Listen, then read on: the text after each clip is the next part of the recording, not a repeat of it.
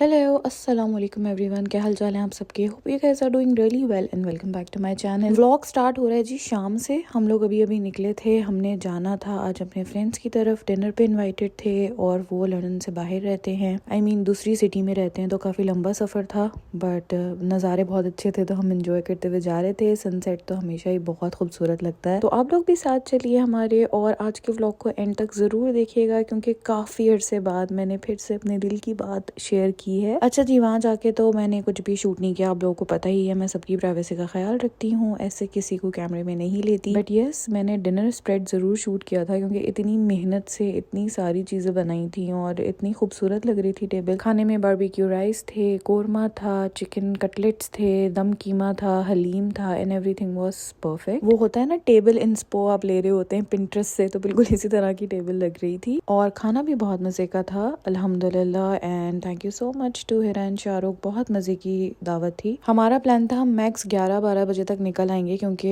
Travel time बहुत ज्यादा था, हमें वापस लंदन आना था। बट वहाँ इतना ज्यादा मजा आ रहा था, गेम्स खेले हम लोगों ने, न्यू फ्रेंड्स बनाए, उन लोगों के और भी फ्रेंड्स आए हुए थे, तो बस सबके साथ मिलके खूब गपशप लगी, गेम नाइट हुई और फिर रात 1:30 बजे हम वहाँ से निकले। और ये मेरा कैमरा ब्लर नहीं है, इतनी ज्यादा फॉग थी, आई डोंट नो, जाते हुए बिल्कुल ऐसा फील नहीं हो रहा था बट वापसी में इतनी ज्यादा फॉग थी, मतलब समझ ही नहीं आ रहा था क्या हुआ है। ठंड भी एकदम से बहुत ज्यादा बढ़ गई थी। नहीं स्लिप, ये बर्फ है पूरी देर। वे स्लिप नहीं बट स्लिपरी हो रही है बहुत, ऐसा धुआं निकल रहा है। शिट, दिख रहा है कैमरे में कुछ, हाँ आई मीन फॉग दिख रही है और तो कुछ नहीं दिख रहा। उनकी गाड़ी देखो फ्रीज हो गई। हाँ गाड़ियाँ फ्रीज हो गई हैं सारी। कनाडा में क्या होता होगा भाई। और सबसे ज़्यादा फॉग हमें हमारे घर की तरफ दिखी। देखें सामने वाली बिल्डिंग्स बिल्कुल दिख ही नहीं रही हैं, जो राइट साइड पे बिल्डिंग है, गाड़ियों पे भी बर्फ ही बर्फ थी, विजिबिलिटी बिल्कुल ही ख़त्म हुई हुई थी। और घर आते ही हम बैल्कनी में गए देखने के लिए क्योंकि जब हम इस रोड से आ रहे थे ना, घर की तरफ टर्न हो रहे थे, तो ये मेन रोड पे हमें कुछ भी नज़र नहीं आ रहा था, लाइक 2 कदम की चीज़ भी। तो हमने कहा ज़रा बैल्कनी से आके ओवरव्यू करें। और अभी हम यही डिस्कस कर रहे थे कि वो कंट्रीज़ जहाँ पे बहुत एक्सट्रीम ठंड होती है, कनाडा या और भी जो इस तरह के यूरोपियन कंट्रीज़ हैं, वहाँ तो ये हर वक्त ही रहता होगा ना, हमारे लिए तो वंस इन अ वाइल कभी कभी हो जाता है।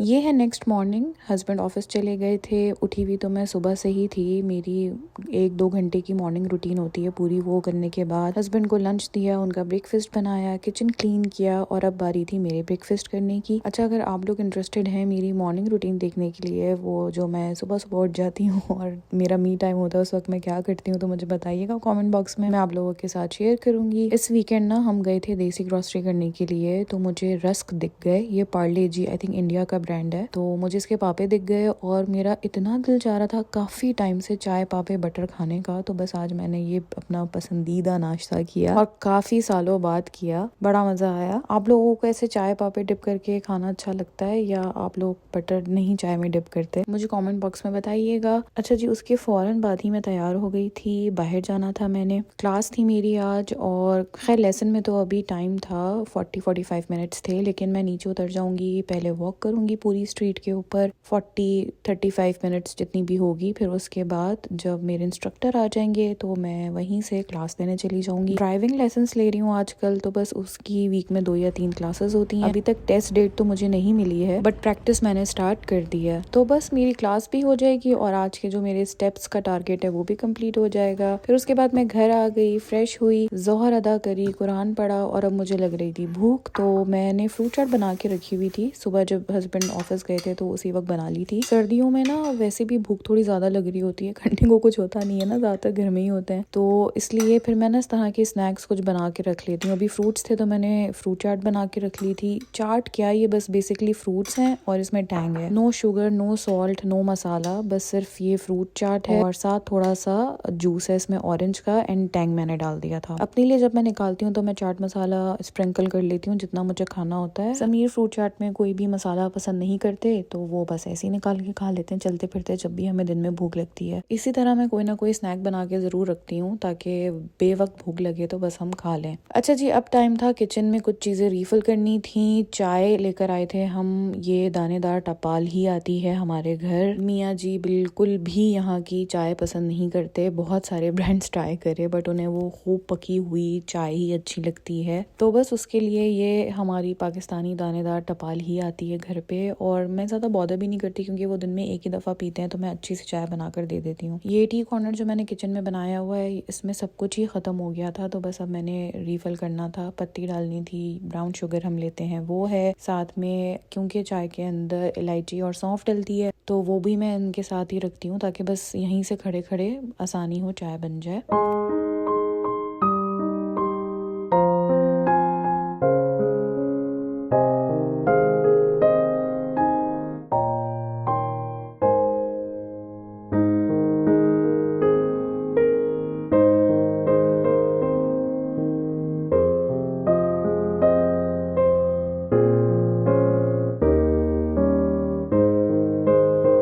चाय की पत्ती लेने के लिए गए थे और वहाँ से हमें दिख गया ये जो पाकिस्तानी सूप के सॉसेस होते हैं ना वो दिख गए हमें, और ये हमें लाइक काफ़ी टाइम से हम यहाँ पे ढूंढ रहे थे बट कभी कहीं मिलते ही नहीं थे। मैं लास्ट टाइम पाकिस्तान गई थी तो लेकर आई थी ऐसे छोटी छोटी बॉटल्स बट वो ख़त्म हो गई, और मैं तो चलो फिर भी थोड़ा एडजस्ट कर लेती हूँ बट समीर को ये वाला सॉस चिली सॉस चाहिए होता है, वरना फिर वो नॉर्मल कोई और चिली सॉस यूज़ नहीं करते सूप में।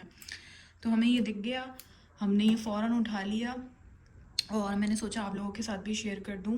अगर आप लोगों में से कोई ईस्ट लंदन में रहता है तो ये बीबी फातिमा पर है अवेलेबल, और बीबी फातिमा आई थिंक एक तो एल्फर्ट पे ही है और एक गुडमेस सेवन किंग्स के पास भी है। इसके अलावा टूटिंग वगैरह पे भी मैंने सुना है बीबी फातिमा है, तो अगर आप लोग उस साइड पे रहते हैं तो वहाँ या आपके आसपास जहाँ पे भी बीबी फातिमा है आप लोग वहाँ पे ये जाके चेक कर सकते हैं। अच्छा, लकीली सिर्फ 2 ही पैकेट्स पड़े हुए थे तो उसमें से एक हम लेकर आ गए। यहाँ पे होता यही है, पाकिस्तानी चीज़ें ना कुछ आती हैं फिर कुछ दिनों बाद वो गायब हो जाती हैं, नहीं दिखती, मतलब परमानेंटली कोई भी चीज़ यहाँ पे अवेलेबल नहीं होती। पर इसी खुशी में हम लोग आज चिकन कॉर्न सूप बनाएंगे। तो मैंने सोचा शायद आप में से बहुत सारे लोग जो लंदन में रहते हैं उन्हें ये चाहिए हो। वैसे तो सिरका और सोया सॉस यहाँ पे मिलता है और उसका टेस्ट वैसे ही होता है मोर और लेस, बट हाँ ये जो रेड वाला चिली सॉस है ये यहाँ पे नहीं मिलता सेम। मेरे हस्बैंड को तो लगता है कि सोया सॉस का टेस्ट भी डिफरेंट है, पाकिस्तान वाला थोड़ा देसी टच का सोया सॉस होता है, यहाँ का थोड़ा प्रॉपर जो ओरिजिनल सोया सॉस का टेस्ट है वो होता है। तो भाई हम तो ठहरे पाकिस्तानी, हमें तो ये मिलावटी चीज़ें अच्छी लगती हैं तो हम तो ये लेकर आए हैं। एंड आई थिंक ये 4.99 पाउंड्स का था या 5.99 का था, I am not sure, but आप में से अगर कोई भी इंटरेस्टेड है तो वो बीबी फातिमा में जाके चेक कर ले। तो ये छोटे से पब्लिक मैसेज के बाद अब मैं आ गई थी सूप बनाने के लिए। पीछे अंडे बॉईल हो रहे थे, यखनी रेडी हो गई थी, पानी बॉईल हो गया था, इसमें यखनी डाल देंगे। और ये यखनी में जो आपको पार्टिकल्स दिख रहे हैं ये जिंजर गार्लिक पेस्ट है। अच्छा जी, ये मैंने चिकन शैटर करके रख ली थी। कॉर्न्स आधे मैंने ग्राइंड कर लिए थे और आधे साबुत ही थे, थोड़े पेस्ट होता है ना तो वो अच्छा सा सूप में टेस्ट आ जाता है। और बस अब सूप बना लेंगे, बहुत ही आसान है, आप सब बनाते होंगे। नमक मैं जब पानी बॉईल कर रही थी उसी वक्त ऐड कर दिया था। असल में सूप बनाने की एक वजह ये भी थी कि नेबर्स से हमारे घर उनके बर्तन आए हुए थे, उन्होंने कुछ भेजा था तो मैंने सोचा चलो सर्दी है, रात इतनी ज्यादा फॉग थी, ठंड बड़ी हुई है तो सूप बनाते हैं, थोड़ा सा भेज देंगे, थोड़ा सा खुद पी लेंगे, और पाकिस्तानी चिली सॉस भी मिला हुआ था हमें तो डबल डबल मजे। चले जी, सूप तो बन ही रहा है, इसी के साथ कर लेते हैं थोड़ी सी दिल की बात। आज के मेरे टाइटल से आप लोगों को पता होगा मेरी अभी अभी एनिवर्सरी गुजरी है, हमने 4 years ऑफ मैरिज कंप्लीट किए हैं अल्हम्दुलिल्लाह। वैसे तो निकाह को 5 साल हो गए हैं, निकाह हमारा 1 साल पहले हो गया था, बट ये वो जो ऑफिशियल शादी होती है उसे 4 साल हो गए हैं।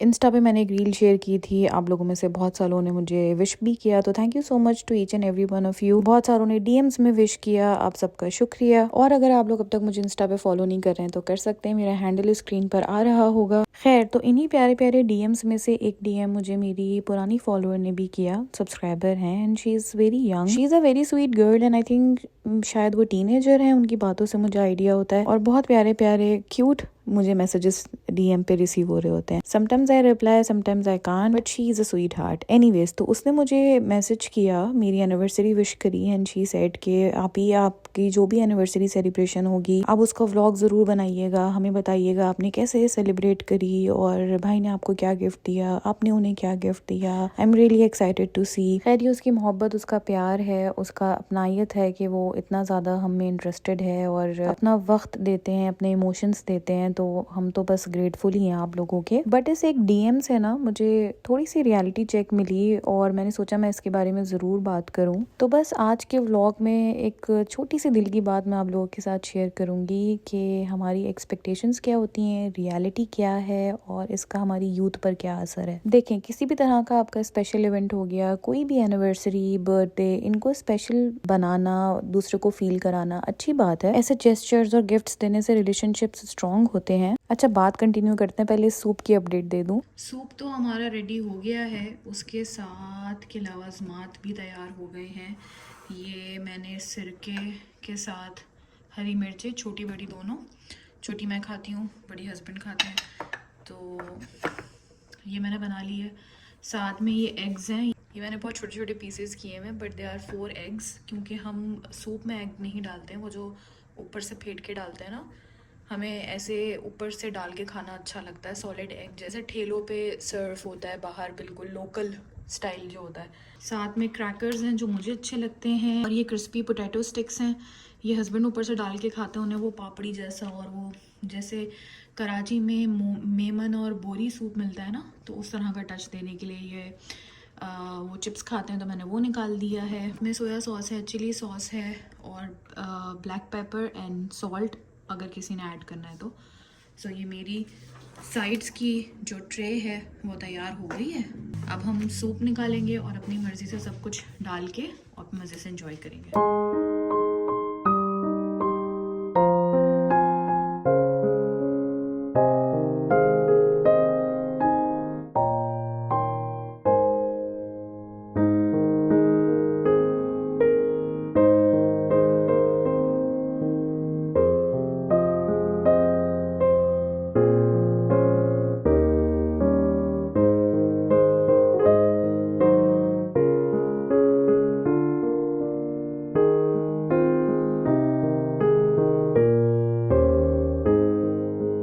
मुझसे तो सब्र नहीं हो रहा था, तो मैंने अपने लिए तो बना लिया, और हस्बैंड अभी आए नहीं थे ऑफिस से, तो वो आएंगे तो पहले मैं नेबर्स के भिजवा दूंगी एंड देन फिर उसके बाद उन्हें सर्व कर दूंगी। और हमारा देसी स्टाइल चिकन कॉर्न सूप तैयार था, बहुत एंजॉय करके खाया। यही मेरा डिनर था। समीर को रात में थोड़ी भूख लगी थी, तो मैं उनके लिए बस अभी चिकन ग्रिल कर रही थी, उसका सैंडविच बना के दे दूंगी, और साथ साथ मैं आ गई थी किचन सही करने के लिए। रात में अगर थोड़ी सी हिम्मत करके किचन नीट एंड क्लीन कर लेना तो नेक्स्ट डे बहुत सॉर्टेड और ऑर्गेनाइज चलता है। और माजरत मेरे इस भालू वाले हुलिये के लिए, यार आई नो मैं इसको पहन के अजीब होलू बोलू लगती हूँ, बट ये इतना कंफर्टेबल है ना। एक तो ठंड होती है, तो मुझसे ना ये जैकेट्स और स्वेटर्स नहीं पहने जाते, मुझे इरिटेट करते हैं, मुझे कुछ ढीला ढीला अच्छा लगता है, गरम गरम। तो मुझे बस ये बड़े मजे की चीज मिल गई है, बहुत लाइट वेट, बहुत फ्लफी, सॉफ्ट, तो बस मैं इसी में पाई जाती हूँ आजकल। तो मेरे आने वाले व्लॉग्स में मैं आपको इसी में नजर आऊंगी। अच्छा जी, बैक टू दिल की बात, लेकिन मैं बता देती हूँ कि उसके साथ साथ आप लोग मेरी night time kitchen cleaning routine भी देख लें। ये फिक्स्ड है, रोज यही होता है। सबसे पहले लेफ्ट ओवर फ्रिज में रखे जाते हैं, किचन की चीजें समेटी जाती हैं, डिश वॉशर को खाली किया जाता है, फिर जो बाकी गंदे बर्तन डिश वॉशर में रखने होते हैं वो रखे जाते हैं, जो हाथ से धोने वो धोए जाते हैं। नेक्स्ट डे की मील प्रेप, ये फिक्स रूटीन है, तो आप लोग ये भी देख लें। और साथ साथ कंटिन्यू करते हैं जो बात हमने करनी है आज। हाँ जी, तो बात ये हो रही थी कि मुझे डीएम रिसीव हुआ कि मैंने अपनी एनिवर्सरी कैसे सेलिब्रेट करी। सबसे पहली बात, हमने एनिवर्सरी सेलिब्रेट करी ही नहीं, हमने बस एक दूसरे को विश कर दिया, थोड़ा सा टाइम स्पेंड कर लिया साथ, और फिर अपनी अपनी रूटीन में लग गए, क्योंकि एक वर्किंग डे था जब हमारी एनिवर्सरी आई। हस्बैंड ने ऑफिस जाना था, आजकल उनका वर्कलोड बहुत ज्यादा है, वेदर भी इतना ठंडा है कि कुछ भी प्लान करते हुए बंदा 100 बार सोचता है। और उससे भी बड़ी बात ये कि दिस इज रियलिटी, ये लाइफ है, हर दिन हर साल एक जैसा नहीं होता। इन 4-5 सालों में हमने अपनी एनिवर्सरी सेलिब्रेट भी करी है, हम इंटरनेशनल ट्रिप्स पे भी गए हैं, एक दूसरे को एक्सपेंसिव गिफ्ट्स भी दे दिए, रोमांटिक डिनर भी प्लान कर लिया। और ऐसी बात नहीं नहीं है कि अब 4 साल हो गया तो बोर हो गए, नहीं ऐसा नहीं है। आई स्टिल रिमेम्बर जो हमारी फर्स्ट एनिवर्सरी थी वो भी घर पे ही गुजरी थी। इसका नंबर ऑफ ईयर्स से ताल्लुक नहीं है, इसका ताल्लुक है आपकी लाइफ की प्रायोरिटीज क्या चल रही हैं उस वक्त। अननेसेसरी जबरदस्ती एक दूसरे पे बर्डन डालना या एक्सपेक्टेशंस रखना,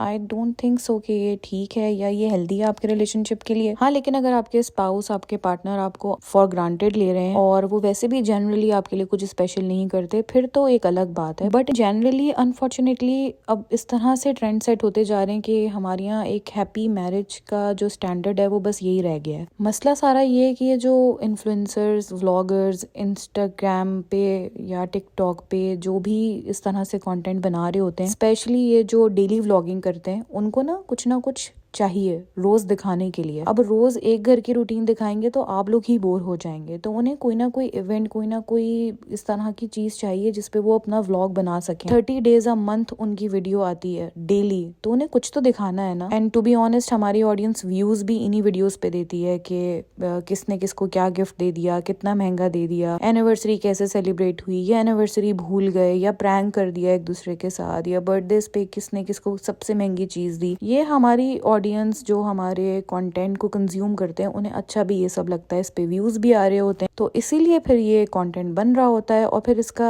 रिजल्ट ये है कि जो हमारी यूथ है, जो घर पे बैठी बच्चियां हैं, उनके दिमाग में ये सारे स्टैंडर्ड्स बन जाते हैं। अनफॉर्चुनेटली उन्हें ये रियलिटी लगने लगता है और फिर उनके दिमाग में ये बैठ जाता है कि भाई यही है प्यार, यही पार्टनरशिप है, यही एक रिश्ता चलाने के लिए चीजें जो जरूरी हैं। और फिर हर इंसान को मटेरियलिस्टिक चीजें अच्छी लगती है ना, किसे नहीं अच्छा लगता कि हमें गिफ्ट्स मिले, हर दिन स्पेशल फील कराया जाए। दिल में तो इस तरह की ख्वाहिशें आती ही हैं। और फिर जब आप इस तरीके से डेली लोगों को देख रहे हैं, इतना कंटेंट कंज्यूम कर रहे हैं, तो फिर हमें लगता है कि ये तो बड़ा फीजिबल है, ये तो फलाना भी कर रहा है तो हमारे वाले को भी करना चाहिए, हमारा पार्टनर, हमारा हस्बैंड भी हमें इतनी इंपॉर्टेंस दे। देखें, ये रियलिटी नहीं है। आप लोगों को समझना पड़ेगा कि जो व्लॉग्स होते हैं ना, या वीडियो किसी भी तरह की हो, या इंस्टाग्राम रील्स हो, टिकटॉक वीडियोज हो, ये एंटरटेनमेंट पर्पस के लिए बनाई जाती हैं, तो इसको इतना सीरियस नहीं लेना चाहिए। हाँ, टाइम पास करने के लिए देखें आपको अगर अच्छा लगता है तो, पर इसको रियलिटी ना समझें। रिश्ते बस ये मटेरियलिस्टिक चीजों पे नहीं चल रहे होते। म्यूचुअल रिस्पेक्ट, एक दूसरे को टाइम देना, एक दूसरे की केयर करना, ये सब बहुत जरूरी है। बिल्कुल आप एक दूसरे को स्पेशल फील कराएं। और हर किसी की लव लैंग्वेज बिल्कुल अलग होती है। कुछ लोग अपने वर्ड्स में बहुत अच्छे होते हैं, कुछ एक्शंस में, कुछ गिफ्ट्स दे के लेके खुश होते हैं। तो हर किसी की, हर कपल की जो लव लैंग्वेज है वो बिल्कुल डिफरेंट होती है। अब आपको नहीं पता कि ये जो इन्फ्लुएंसर्स, व्लॉगर्स हैं, इनके अपने घर में, इनके रिश्तों में क्या मसले होंगे या नहीं होंगे, या इनकी कंपेनियनशिप कितनी अच्छी होगी, बट ये सेलिब्रेट करना, गिफ्ट्स देना, कंटेंट बनाना, ये इनका काम है, ये इनकी इन्वेस्टमेंट है। आपको पता है, ये अगर कोई गिफ्ट दे रहे हैं महंगा, तो ये उसकी जगह व्यूज लेके उसको बराबर भी कर रहे हैं, उस पे अर्निंग्स भी कर रहे हैं अपनी। So it's just like a business, जैसे बाकी हर किसी का काम होता है, ये इनका काम है। इसको बस इतना ही समझें, ज्यादा दिल पे ना लगाएं और बस दुआ करें अच्छे नसीब के लिए। रियल लाइफ बहुत प्रैक्टिकल होती है, आपको हर चीज को देखना पड़ता है। जब आप एक साथ जिंदगी बना रहे होते हैं ना, तो आपकी प्रायोरिटीज भी चेंज होती हैं। कभी आपको कुछ अचीव करना होता है, कभी आपकी जिंदगी में और इतने मसले चल रहे होते हैं कि ये एनिवर्सरी वगैरह आप लीस्ट बॉदर करते हैं। You are creating a kingdom with someone. आप किसी के साथ अपनी पूरी जिंदगी खड़ी कर रहे हैं, फ्यूचर के बारे में सोच रहे हैं, फ्यूचर प्लानिंग कर रहे हैं, छोटे छोटे गोल्स अचीव कर रहे हैं, बड़े माइलस्टोन्स के लिए प्लानिंग कर रहे हैं। इससे बड़ी बात और क्या ही हो सकती है। सो रियलिटी में रहना और कम एक्सपेक्टेशंस रखना रिश्तों में प्यार बढ़ाता है। खामख़ाई औरों को देख के अपना दिल नहीं जलाएं। यकीन करें, हम सारे कंटेंट क्रिएटर्स बिल्कुल आप लोगों की तरह एक नॉर्मल जिंदगी गुजारते हैं। हमारी जिंदगियों के में भी बहुत मसले मसाइल होते हैं। बस हमारे हाथ में ये होता है कि हमने क्या चीज दिखानी है आप लोगों को, क्या नहीं। लाइफ मौका दे तो हर छोटे से छोटे इवेंट को सेलिब्रेट करें, खुशियां बांटें, प्यार मोहब्बत से रहें। और अगर थोड़ा बहुत मसरूफियत चल रही है तो इस बात के ऊपर दिल खराब ना करें। हैप्पी मैरिज के स्टैंडर्ड्स वो बिल्कुल भी नहीं है जो सोशल मीडिया ने बना दिए हैं। इसी के साथ मेरे किचन का काम भी खत्म हुआ और ये व्लॉग भी। अगर अच्छा लगा है तो प्लीज लाइक कर दीजिएगा। फिर मिलेंगे। अल्लाह हाफिज।